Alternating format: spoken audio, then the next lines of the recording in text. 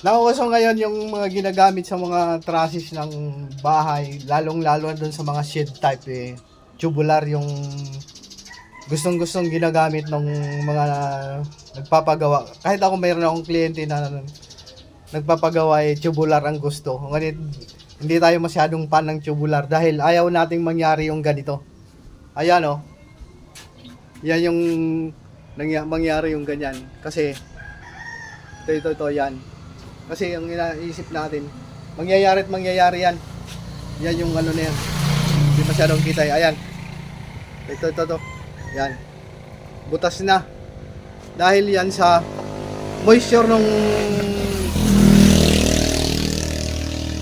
sa loob ng tubular kahit na yan ating pinturahan pa yung ano na yan. Yung loob ng tubular na yan. Hindi natin yan mapipigilan yung kalawang sa loob niyan. Yan, yung butas na yan. Sa loob niya unang aatakihin yan kasi pininturahan mo yung labas.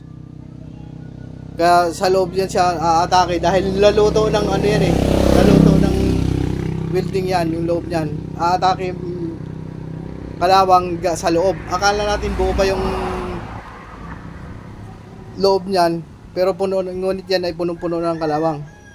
Pagka lalo na kung naaanggihan, ay papaano na lang kung yung mga ginagawa na yon, yung hindi pinipinturahan, yung pinipinturahan lang yung pinagweldingan. Hindi ganun din. Ayan din yung mangyayari niyan. Yan yung ano na yan. Lalo na doon sa mga bahay na mga shed type, sigurado hindi tatagal yan. Itong ano na to, nasa 10-15 years na yan. Kaya kinain na ng todo ng kalawang. Meron pa yan dito. O ito, yan. Parlens yan, tsaka tubular. Ayan, tubular yun. Nakapintura yan. Kaya hindi natin pwede sabihin na sa loob naman ng bubong yan. Sa loob man ng yero yan, hindi magkakaroon ng moisture. Hindi yun totoo. Magkaka-moisture yung loob yan. Yan, kakainin ng kalawang yan. Kaya ang mangyayari niyan ito. Ito yung mangyayari niyan.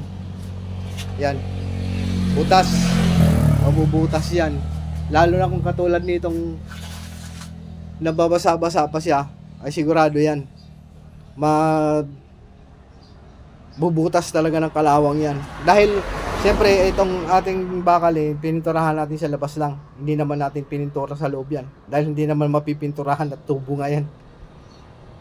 Mas maganda pa yung parlens na ganito kung mayroong makakapal ng parlens yung mga